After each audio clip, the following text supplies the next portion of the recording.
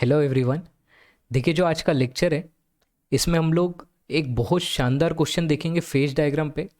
छोटा सा क्वेश्चन है, एक बेसिक क्वेश्चन ही है, बट वो स्टैंडर्ड टेक्स्ट बुक का अनसॉल्व क्वेश्चन है। ठीक है। एंड आई एम श्योर बहुत सारी एग्ज़ाम में मैंने अभी तक नहीं देखा कि ये क्वेश्चन आया है, तो अपन उस क्वेश्चन को देखेंगे, ट्रिक सीखेंगे, राइट।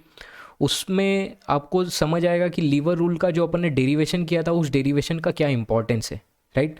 जिसको वो डेरिवेशन पता है, अगर आपको नहीं देखा हो तो आप मेरा जो लास्ट लेक्चर है, ठीक है, 29th वाला जो था, उसमें जाके देखना। मैंने लास्ट में लीवर रूल का डेरिवेशन कराया है। वो डेरिवेशन आना चाहिए आपको, तब आप ये जो क्वेश्चन अपन करेंगे उसको इजीली सॉल्व कर पाएंगे। और फिर हम देखेंगे कि माइक्रो स्ट्रक्चर का डेवलपमेंट देखेंगे इन कॉपर निकल सिस्टम, या मैं बोल दूँ आइसोमॉर्फस सिस्टम में, राइट। और वीडियो को चालू करूँ उससे पहले एक चीज़ आपके साथ में शेयर करना चाहता था। जो मेरा एक ड्रीम था, ठीक है, सपना था, वो पूरा हुआ है एक्चुअली। यार, जो मेरे हीरोज़ लोग हैं, ठीक है, मेरे जो गुरु लोग हैं जिनको मैं हीरो मानता हूँ, है ना, तो उन हीरो में से कुछ लोगों से मेरा कांटेक्ट हुआ और उन्होंने मेरे काम को अप्रिशिएट किया, राइट। तो सबसे पहले तो स्वदेश सर और जेएस गिल सर को बहुत बहुत थैंक्स, ठीक है। और मैं पहले भी मेरी वीडियोस में बता चुका हूँ यार, जो भी मैं हूँ वो because of my teachers, my parents and my friends, ठीक है। आप तो क्या है, सिर्फ एक वीडियो देख रहे हैं, बट ऐसा है कि जो मैं बैठ के पढ़ा रहा हूँ, तो ऐसा है यार, इस पीछे से बहुत लोगों ने हाथ लगा रखा है, सपोर्ट दे रखा है, इस वजह से मैं कंटेंट डिलीवर कर पा रहा हूँ। तो उन सभी सपोर्ट्स को मेरा बहुत बहुत धन्यवाद, ठीक है। और बिना देरी के अब अपन सीधा लेक्चर को स्टार्ट करते हैं, ठीक है। ओके, देखो क्वेश्चन ये है, क्या दिया हुआ है। For alloys of two hypothetical metals A and B, right, there exist an alpha solution which is A reach phase and a beta which is B reach phase.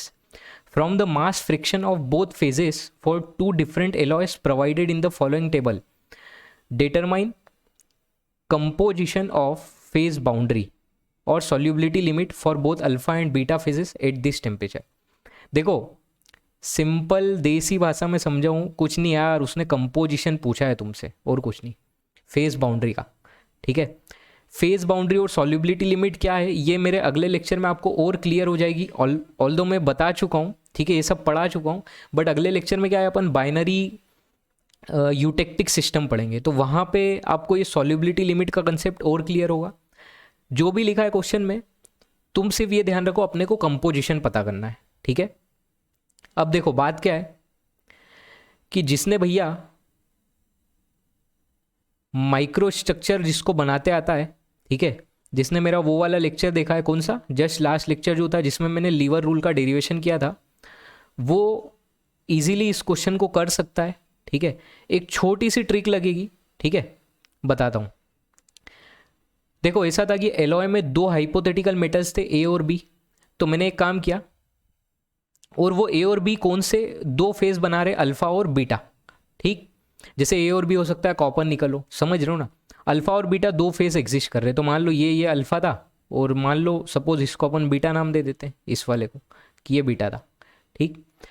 अब उसके बाद में एक चीज़ देखो, उसने तुमको क्या दे रखा है कि जो अल्फा फेज है, जैसे मैं फर्स्ट टेबल की बात करूँगी, जो फर्स्ट डेटा है, फर्स्ट डेटा में तुम एक चीज़ देखो कि अल्फा फेज का मास फ्रिक्शन दिया है, बीटा फेज का मास फ्रिक्शन दिया है। अल्फा फेज का मास फ्रिक्शन 0.78, बीटा का 0.22, और अल्फा फेज का जो मतलब इनका जो कंपोजिशन है, वो कंपोजिशन लिखा है कि 70 weight% of A and 30 weight% of B. मतलब मैं बेसिकली अगर फर्स्ट डेटा के लिए, ये मान लो ये फर्स्ट डेटा है, तो फर्स्ट डेटा के लिए अगर मैं यहाँ पे कंपोजिशन लिखूँ, तो ऐसा है कि इस ओवरऑल एलॉय में 70 weight% ए है और 30 weight% बी है, राइट।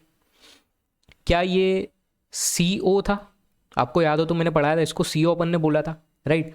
कुछ नहीं यार, वो जो अपन ने सेकंड इक्वेशन लिखी थी ना लीवर रूल में, कौन सी, M alpha C alpha plus M beta C beta is equal to C O, ये इक्वेशन अपन ने लिखी थी। बस ये इक्वेशन लगा दो, आपका काम हो गया। दो इक्वेशन मिलेगी, टू इक्वेशन, टू वेरिएबल रहेंगे, आंसर आ चुका है। मास फ्रिक्शन ऑफ अल्फा दिया है 0.78, तो भैया 0.78 मल्टीप्लाई बाय सी अल्फा अपने को पता करना है यार, plus mass friction of beta लिख रखा है 0.22, 0.22 मल्टीप्लाई बाय सी बीटा, अपने को पता करना है इक्वल टू CO जो है उसको मैंने लिख दिया 70। C अल्फा और C बीटा क्या है? C अल्फा है composition of metal A in alpha phase, C beta है composition of metal A in beta phase. समझ में आया क्या? C alpha C beta clear है? बस यार अब तो क्या है यार, ये फर्स्ट इक्वेशन हो गई। क्या इसी तरीके से तुम सेकंड इक्वेशन बना सकते हो? ये जो सेकंड डेटा दिया हुआ है, सेकंड डेटा जो दिया है, इसकी हेल्प से क्या सेकंड इक्वेशन बन जाएगी? बिल्कुल बनेगी यार। क्या बनेगी? 0.36 times of C alpha plus 0.64 times of C beta is equal to कितना आ जाएगा? अपन ए की टर्म में लिखने ना, तो इक्वल टू में 35% ऑफ ए है। अब बोल दो यार, दो इक्वेशन दो वेरिएबल है, क्या C अल्फा C बीटा नहीं निकाल लोगे यार? बोलो यार। C अल्फा जो है मेरे पास में आंसर लिखा हुआ है, इसकी कुछ वैल्यू जो है वो आएगी आपके पास में 88.3 समथिंग, और C बीटा जो है उसकी आ जाएगी 5% समथिंग। अच्छा, अगर A आ गया तो क्या तुम ये बोल सकते हो कि 100 में से घटा दो, तो ये कितना आ जाएगा? 100 में से घटाओगे 11.67, ये हो जाएगा इतने परसेंट B है। अगर A इतना 88.3, और ऐसे ही अगर बीटा में बात करें तो बीटा में अपन बोल सकते हैं कि 95% B है। समझ में आया क्या? अरे क्लियर है क्या? यही तो था, ये आंसर है भैया। तुमने कंपोजिशन पता कर लिया, उसने क्वेश्चन में पूछा है कंपोजिशन ऑफ फेस बाउंड्री और solubility limit for alpha and beta faces. तो अल्फा फेस के लिए कंपोजिशन तुमने ये पता कर लिया कि उसमें मैक्सिमम 88.3% ए आ सकता है और 11.67% बी होगा, और बीटा के लिए अगर बात करें तो 5% ए और 95% बी। क्लियर है क्या? देखो ये क्वेश्चन क्या है ना कि अभी तक एग्जाम में मैंने देखा नहीं है कि एग्जाम में इस तरीके का क्वेश्चन आया है, तो चांस है कि यार इस तरीके का क्वेश्चन आ सकता है।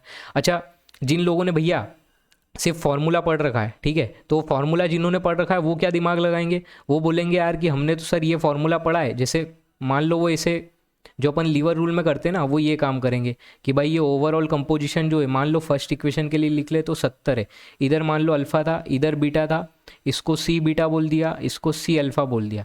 तब जिनने सिर्फ फॉर्मूला पढ़ा है वो क्या करेंगे? बोलेंगे वो मास ऑफ अल्फा जो कि फर्स्ट केस में दे रखा है 0.78 है मास फ्रैक्शन, उसको इक्वेट करेंगे। अल्फा इस तरफ लिखा है तो लीवर रूल क्या था? Opposite arm by total arm. Opposite arm हो जाएगी CB माइनस CO, CO हो गया 70 divided by C beta minus C alpha. ठीक, ऐसे ही वो लिखेंगे mass of beta. Mass of beta जो है वो क्या हो जाएगा? अपोजिट आर्म वाली चीज, ठीक है, कितना लिखोगे? CO, CO मतलब 70, 70 minus C alpha divided by C beta minus C alpha. अब इन दो को तुम सॉल्व करोगे, ठीक है, इन दो को तुम सॉल्व करोगे। मास ऑफ अल्फा 0.78 है और mass of beta second case में क्या मतलब दे रखा ना 0.78 और मास ऑफ बीटा 0.22 है, तो यहाँ पे तुम रखोगे 0.22। फिर ये जो दो इक्वेशन है इसको सॉल्व करोगे, तब जाके तुमको मिलेगी फर्स्ट इक्वेशन। समझ में आया? अरे काम कितना बढ़ गया, समझ में आया क्या? तो भैया हमको सिर्फ फॉर्मूला नहीं रटना है, हमको डेरिवेशन पता होना चाहिए। जिसको डेरिवेशन पता है वो सिंपल सी ये ट्रिक लगाएगा, सीधा सॉल्व कर लेगा, ठीक है। और जिसको डेरिवेशन नहीं पता है तो भैया वो घूमते रहेगा यार यहाँ पे। अरे समझ रहे हो ना? ठीक है, इसको अपन रब कर देते हैं यार, इसकी ज़रूरत यहाँ पे नहीं है। अब अपन आगे बढ़ते हैं, ठीक है। नेक्स्ट जो पॉइंट है, देखो और भी क्वेश्चन आएंगे, वो क्वेश्चंस मैं आगे करवाते जाऊंगा लेक्चर्स में। अपन जैसे जैसे आगे बढ़ेंगे, जो बाइनरी यूटेक्टिक सिस्टम जो पढ़ेंगे नेक्स्ट लेक्चर में, तब और अपन अच्छे अच्छे क्वेश्चन सॉल्व करेंगे, ठीक है।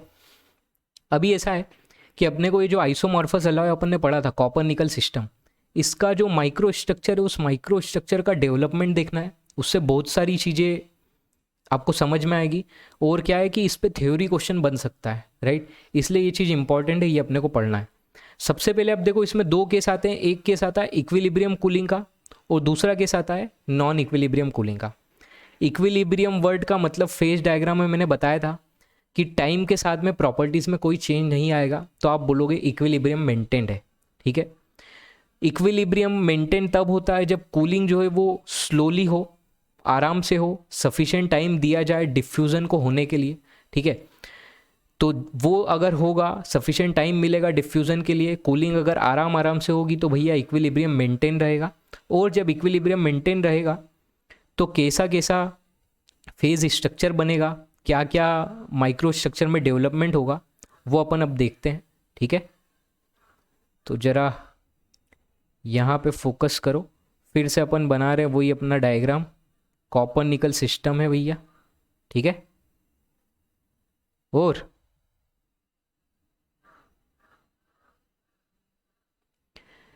ये डेटा आपको याद रखना है, अगर नहीं याद हो तो। कॉपर का melting point 1085 degree centigrade, y axis पे अपन टेम्परेचर लिखते हैं इन डिग्री सेंटीग्रेड। ठीक है, यहाँ हो जाएगा अपना निकल का, ये था 1453 डिग्री सेंटीग्रेड। और बीच में जैसा कि अपन हर बार करते हैं कलर डाल देते हैं यार। ठीक है, और एक्स एक्सिस पे क्या था आपको याद हो तो? अरे क्या था भाई एक्स एक्सिस पे? एक्स एक्सिस थी कि उस पे उसको बोला था कंपोजिशनल एक्सिस, क्योंकि उस पे कंपोजिशन लिखा है निकल का। यहाँ पे 0% निकल है, इस जगह पे बात करें तो 100% निकल है। ठीक है, अब देखो अपन कर क्या रहे हैं भाई। अच्छा, फेजेस के नाम तो पता ही होंगे, ऊपर लिक्विड था, नीचे अल्फ़ा था। बीच के रीजन में बात करें तो अल्फ़ा प्लस लिक्विड, क्योंकि ये जो बीच का रीजन है वो लिक्विड फेज और अल्फ़ा फेज की बाउंड्री को टच कर रहा है। ठीक है, और अपन क्या कर रहे हैं कि मान लो एक पर्टिकुलर कंपोजिशन लिया, उस पर्टिकुलर कंपोजिशन पे अपन कूलिंग कर रहे हैं। मान लो ये कोई भी एक पर्टिकुलर वैल्यू थी यार, मान लो, अरे कुछ भी ले लो यार, 40% ले लो, 40% निकलता है यहाँ पे। ठीक है, कुछ भी ले सकते हो, वो डजेंट मैटर, वो मैटर नहीं करेगा। अब अलग अलग पॉइंट्स ले रहे हैं, मान लो यहाँ पे एक पॉइंट है ए, यहाँ पे एक पॉइंट है बी, यहाँ पे एक पॉइंट है सी, और यहाँ पे एक पॉइंट है डी। तो इन 4 पॉइंट्स पे माइक्रो स्ट्रक्चर कैसा कैसा डेवलप हो रहा है वो वाली बात अपन अब करने वाले हैं। और जो भी कंक्लूजन्स रहेंगे वो मैंने लिख दिए हैं यहाँ पे ऑलरेडी। और ये जो नोट्स हैं वो नोट्स आपको टेलीग्राम ग्रुप में मिल जाएंगे, जिसकी लिंक डिस्क्रिप्शन बॉक्स में मौजूद है। ठीक है भैया? अरे ठीक है भैया। और ये जो 40% है ये बेसिकली ओवरऑल कंपोजिशन CO है। ठीक है, अब देखो क्या कर रहे हैं अपन इस ओवरऑल कंपोजिशन CO के ऊपर। ठीक है, अपन क्या कर रहे हैं कि ये ए वाला पॉइंट जो था उस पर जो भी टेम्परेचर था, ठीक, उस टेम्परेचर से अपन कूलिंग करते करते आ रहे हैं नीचे की तरफ। ठीक है, इस लाइन के लॉन्ग नीचे कूल करते करते आ रहे हैं, और इस लाइन के लॉन्ग कूलिंग करते करते अपन ने 4 पॉइंट्स पकड़े ABCD। उन 4 पॉइंट्स पे माइक्रो स्ट्रक्चर जो है वो कैसा बन रहा है उसके बारे में अपन बात कर रहे हैं। ठीक है, माइक्रो स्ट्रक्चर को अपन देखने वाले हैं। तो भैया ऐसा है कि उन 4 पॉइंट्स के लिए मैं यहाँ पे माइक्रो स्ट्रक्चर थोड़ा सा बना देता हूँ। ठीक है, देखो ये 4 पॉइंट्स पे माइक्रो स्ट्रक्चर अपन देखने वाले। अगर ए पॉइंट पे बात करें तो क्या ए पॉइंट पे तुमको क्लियर क्लियर दिख रहा है कि सब कुछ क्या है? अरे सब कुछ क्या है? अरे सब कुछ जो है वो लिक्विड है भैया, लिक्विड है। सही है, तो पॉइंट ए का माइक्रो स्ट्रक्चर क्लियर है क्या? पॉइंट ए के ऊपर जो है तुमको दिख रहा है पॉइंट ए लिक्विड फेज में लाई कर रहा है, मतलब कि पूरे माइक्रो स्ट्रक्चर में सिर्फ और सिर्फ क्या मौजूद है? लिक्विड मौजूद है। राइट, पूरा जो सिंगल फेज है लिक्विड फेज। ठीक, अब अपन मूव करते हैं भैया बी फेज पे, बी वाले पॉइंट पे। तुम कूल करते करते और ठंडा किया तुमने इस लिक्विड मेटल को, लिक्विड अलॉय जो था इसको ठंडा किया। तो बी पॉइंट तुमको दिख रहा है कि ये लिक्विडस लाइन के नीचे है। लिक्विडस लाइन कौन सी? ये रही भैया, ये लिक्विडस लाइन है। ठीक है, जो लिक्विड बाउंड्री और मशी जोन को सेपरेट कर रही है। ये नीचे वाली थी सॉलिडस। राइट, तो भैया ऐसा है कि जैसे ही तुम लिक्विडस के नीचे पहुंचे तुमने देखा कि माइक्रो स्ट्रक्चर में अब तुम इस वाले रीजन में आ चुके हो, मशी जोन में आ चुके हो। तो मशी जोन में आ चुके हो तो तुम देखो कि यहाँ पे एक अल्फा फेज भी एग्जिस्टेंस में आ गया। तो भैया ये हुआ कि छोटा छोटा सा छोटा छोटा सा कुछ अल्फा फेजेस भी एग्जिस्टेंस में आ चुके हैं, ठीक है, जो कि सॉलिड है, और बाकी लिक्विड तो अभी भी मौजूद है यार, ठीक है, लिक्विड तो अभी भी मौजूद है। तो ये अपना था लिक्विड, और ये अल्फा जो है ये छोटा छोटा सॉलिड जो है वो न्यूक्लिएट करने लग गए, ग्रो करने लग गए, ठीक है। अच्छा तुम ये चीज़ देखो कि ये जो लिक्विड था इसमें जो निकल का परसेंटेज था वो कितना था, 40%, ठीक है। अपन ने ये 40% लिया ना, तो ओवरऑल कंपोजिशन बोल दूं मैं कि इस पूरे लिक्विड में ओवरऑल निकल का कंपोजिशन कितना है, 40% है, ठीक। जब मैं इधर आया नीचे तो अब ऐसा है कि यहाँ पे तुम कंपोजिशन जो है वो चेंज हुए, कंपोजिशन पे अगर फोकस करोगे तो ऐसा है, लिक्विड फेस के लिए पता करना है तो लिक्विड फेस के लिए कंपोजिशन ये अपोजिट आर्म डिवाइडेड बाय जो ये टोटल आर्म की लेंथ है टाई लाइन की, वो तुम करोगे, ठीक है। और अगर तुम अल्फा फेस के लिए बात करो तो अल्फा फेस जो है, अल्फा फेस के लिए रहेगा कि ये वाली वैल्यू डिवाइडेड बाय जो टोटल आर्म की लेंथ है, ठीक है। यहां तक की बात क्लियर है क्या? अब देखो ऐसा है कि अब मैं मान लो बी से फर्दर और कूल करते करते सी पे आ रहा हूं, नीचे की तरफ आ रहा हूं, अभी मैंने और कूलिंग की, ठीक। तो अब क्या होगा कि तुम एक चीज देखो, जो अल्फा फेस का कंपोजिशन है, देखो अल्फा फेस का कंपोजिशन इस वाली अपोजिट आर्म पे डिपेंड करेगा क्या? बी वाले, जब बी पॉइंट पे तो अपोजिट आर्म ये रही, जब अपन सी पॉइंट पे आ गए अपोजिट आर्म की लेंथ ये हो गई, ठीक। तो क्या मैं बोल सकता हूं कि जब मैं नीचे मूव कर रहा हूं तो भैया ये जो अपोजिट आर्म की लेंथ है ये बढ़ रही है, या मैं बोल दूं कि जो अल्फा का परसेंटेज है, जो अल्फा का मास फ्रैक्शन है वो बढ़ेगा भैया, ठीक है। तो बस भैया वही चीज़ तुमको माइक्रो स्ट्रक्चर में दिखेगी, ये जो छोटे छोटे अपन ने सॉलिड बनाए थे ये न्यूक्लिएट कर जाएंगे, ये अब थोड़े बड़े बड़े हो जाएंगे यार, बड़े बड़े हो जाएंगे, ठीक है। तो इनका मास फ्रैक्शन इंक्रीज हो गया, और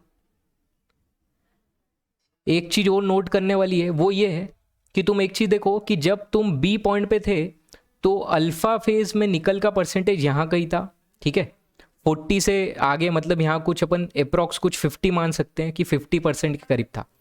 जबकि जब तुम सी पॉइंट पे आए तो तुमने देखा कि निकल का जो परसेंटेज है वो अब कम हो गया, देखो ये था, ये पॉइंट था 40 का, और अपन इस लाइन की बात कर रहे हैं, ठीक है। तो सी पॉइंट पे अगर तुम बात करो कि अल्फा फेज में निकल का परसेंटेज कितना है, तो भैया ऐसा है कि अब 45 समथिंग हो गया। तो क्या मैं ये बोल सकता हूँ कि जो निकल का परसेंटेज है वो घट रहा है सॉलिड फेज में, अल्फा फेज में? इनिशियल टाइम पे निकल का परसेंटेज ज़्यादा था, अब वो धीरे धीरे घट रहा है, और वो घटते घटते बेसिकली क्या अचीव करना चाहता है, वो ओवरऑल कंपोजिशन CO अचीव करना चाहता है, ये बात ध्यान रखो, ठीक है। तो सॉलिड फेज में एक चीज़ और अपन ने देखी कि जो निकल का परसेंटेज है वो रिड्यूस हो रहा है, वो ओवरऑल कंपोजिशन को अचीव करना चाहता है। और जब अपन पॉइंट डी की बात करें तो भैया यार पॉइंट डी में तो ऐसा है कि पॉइंट डी में तो तुमको दिख रहा है कि पॉइंट डी सॉलिड फेज में एग्जिस्ट कर रहा है, ठीक है, वहाँ पे सिर्फ अल्फा फेज एग्जिस्ट कर रहा है, तो पूरा का पूरा लिक्विड गायब हो चुका है। अब सिर्फ क्या बचा है? अरे क्या बचा है? अरे क्या बचा है? सॉलिड बचा है यार, अल्फा फेज बचा है। तो ये था सी वाले का माइक्रो स्ट्रक्चर और ये था डी का माइक्रो स्ट्रक्चर। अरे क्लियर है क्या? क्या पूरा कंसेप्ट तुमको क्लियर है?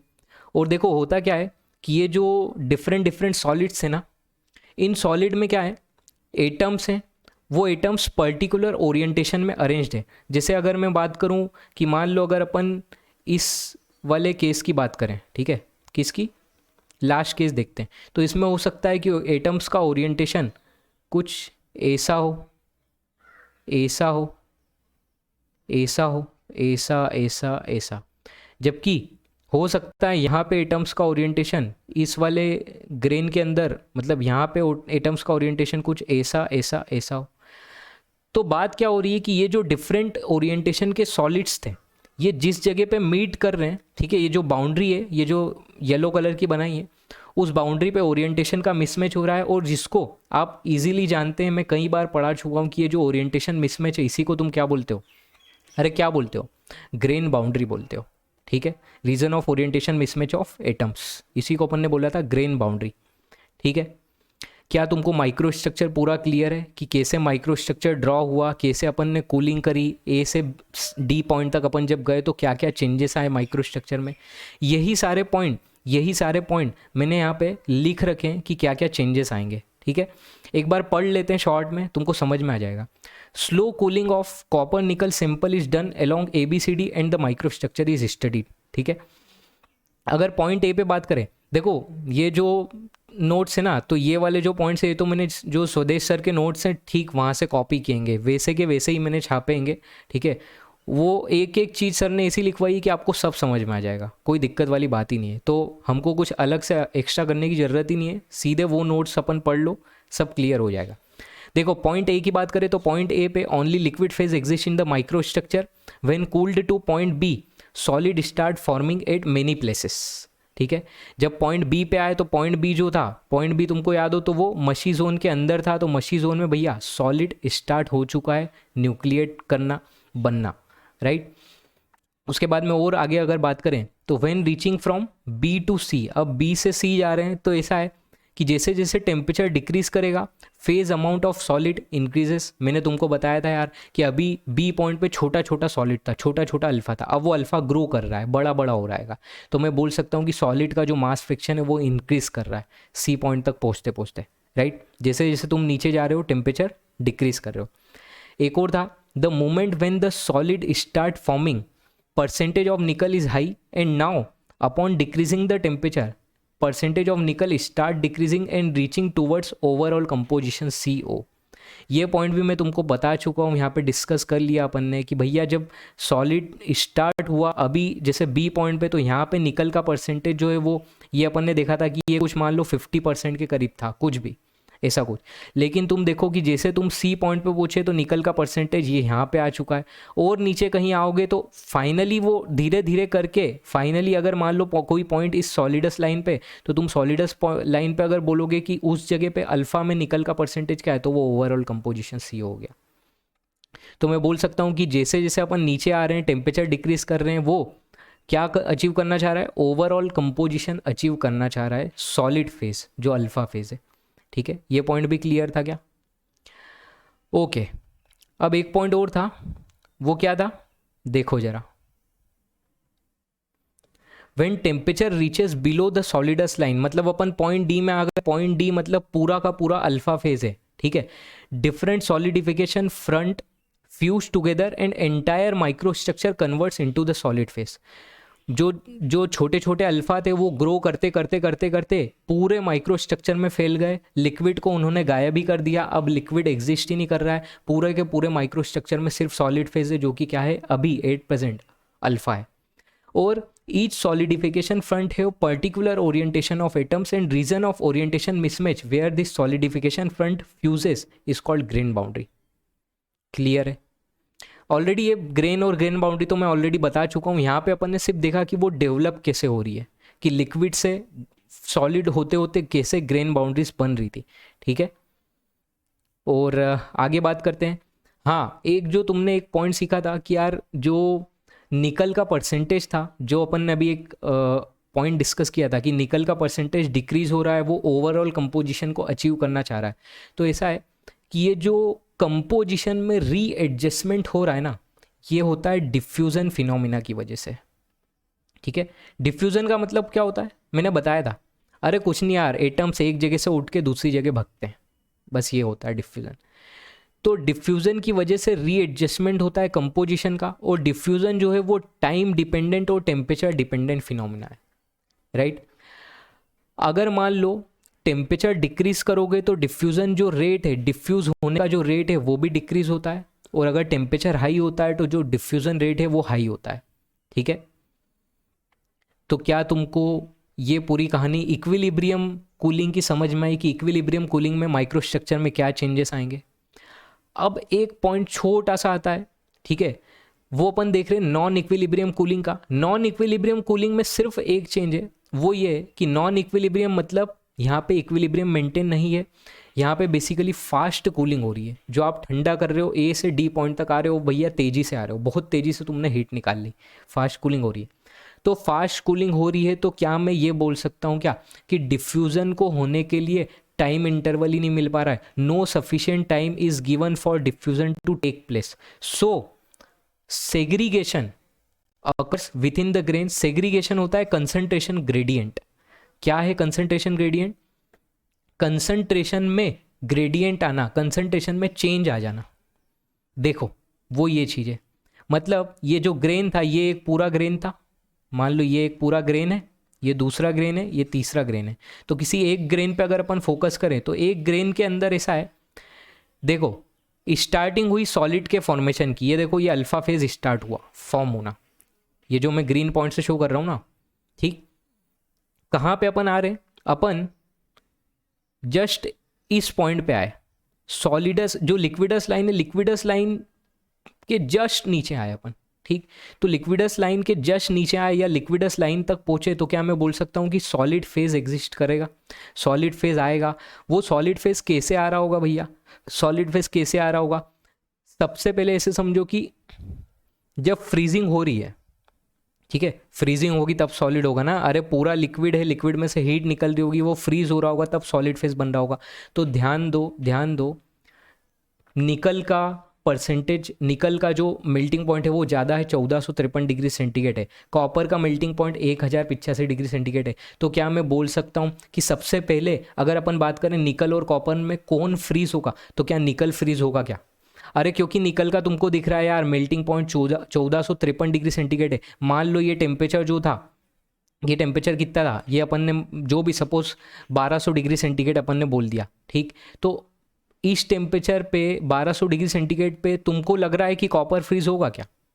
नहीं होने वाला, ठीक। तो सबसे पहले अगर अपन स्टार्टिंग बोलें कि स्टार्ट में कौन फ्रीजिंग हुआ, कौन ने फ्रीज होना स्टार्ट किया, तो वो था निकल, ठीक। अब ऐसा है कि यही पॉइंट यहाँ पे लिख रखा है, कंसंट्रेशन ग्रेडियंट वाली बात यही है कि सबसे पहले स्टार्टिंग हुई निकल के फ्रीज होने से। तो तुम देखोगे कि यहाँ पे जब सॉलिड छोटा सा था, छोटा सा अल्फा था, उसमें निकल का परसेंटेज बहुत हाई है। जैसे जैसे ये सॉलिड ग्रो कर रहा है, बड़ा हो रहा है, बड़ा हो रहा है, बड़ा हो रहा है, तो जैसे जैसे ये बड़ा हो रहा है तो बाहर आते आते फाइनली निकल का परसेंटेज कम होते जा रहा है। और जो लो मेल्टिंग एलॉय है, लो मेल्टिंग एलॉय मतलब इस केस में हुआ कॉपर, तो जैसे जैसे तुम सेंटर से दूर जा रहे हो, जैसे जैसे तुम ग्रेन बाउंड्री की तरफ बढ़ रहे हो, जो आउटर ग्रेन बाउंड्रीज हैं, इन ग्रेन बाउंड्रीज पे तुम जैसे जैसे पहुंच रहे हो, रीच कर रहे हो, उस ग्रेन बाउंड्रीज पे मैं बोल सकता हूँ कि जो लो मेल्टिंग पॉइंट मटेरियल है, जो कि कॉपर है इस केस में, उसका परसेंटेज ज़्यादा होगा। इसी को बोला कंसंट्रेशन ग्रेडियंट, ठीक। ये कारनामे क्यों हुए? ये कारनामे हुए भैया सिर्फ और सिर्फ कि तुमने बहुत जल्दी कूलिंग कर दी, डिफ्यूज़न को होने का टाइम ही नहीं दिया, डिफ्यूज़न प्रॉपर तरीके से हो ही नहीं पाया। तो वो कॉपर जो आना था यहाँ पे, कॉपर और निकल जो है वो प्रॉपर वे में मिक्स होना थे, कॉपर आ ही नहीं पा रहा है, सिर्फ निकल फ्रीज हो रहा है फटाफट फटाफट। और जैसे जैसे दूर जा रहे हो वैसे वैसे कॉपर जो है या लो मेल्टिंग पॉइंट एलॉय है उसका कंसंट्रेशन बढ़ते जा रहा है। समझ में आया क्या? अरे समझ में आया क्या?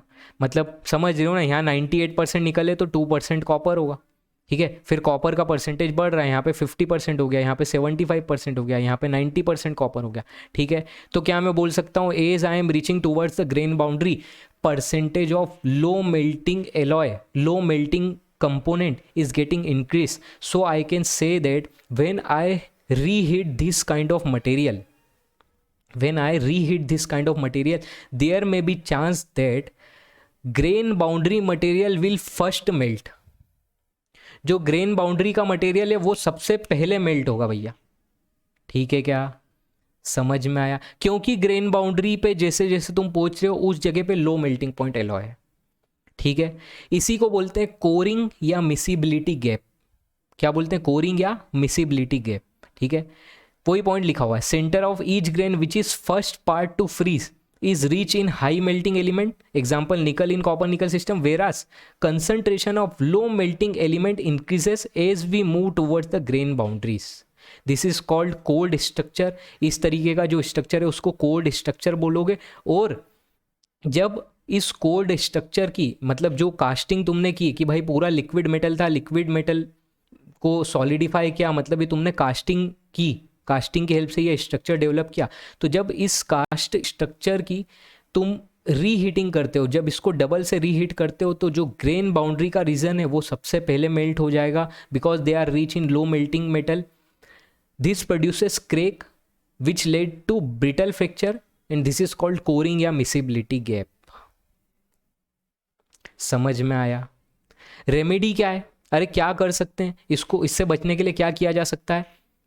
Homogenisation heat treatment. भैया इसके आने का कारण था non equilibrium cooling. Non equilibrium cooling मतलब तुमने बहुत फास्ट कूलिंग कर दी, तो मत करो ना फास्ट कूलिंग यार, स्लो कूलिंग करो भैया, होने दो ना डिफ्यूज़न को आराम से। समझ में आया क्या? रेमेडी भी क्लियर है कि भाई आराम से कूलिंग करो, स्लो कूलिंग करो। स्लो कूलिंग करोगे तो होमोजीनस हीट ट्रीटमेंट होगा, होमोजीनस हीट ट्रीटमेंट होगा तो सेग्रीगेशन की कंडीशन आना ही नहीं है। क्लियर है? तो आज के लेक्चर में हमको यही देखना था, ठीक है। ये नोट्स मैं फिर बोल रहा हूँ कि ये सब मैंने टेलीग्राम ग्रुप में मैं अपडेट कर देता हूँ, आप वहाँ ज्वाइन कर सकते हैं। और जो नेक्स्ट लेक्चर होगा उसमें अपन बाइनरी यूटेक्टिक सिस्टम देखेंगे, और बाइनरी यूटेक्टिक में और भी बहुत चीज़ें हैं, न्यूमेरिकल बहुत अच्छे अच्छे हैं, ठीक है, उसको भी अपन सॉल्व करेंगे। तो अब अपन मिलते हैं नेक्स्ट लेक्चर में। और अगर आपको मेरा काम पसंद आता है तो चैनल को सब्सक्राइब कर देना, अपने दोस्तों के साथ में, सबके साथ में शेयर वेयर कर दो, कमेंट कर दो। मिलते हैं नेक्स्ट लेक्चर में, तब तक के लिए बाय बाय, टेक केयर, खुश रहो, मस्त रहो।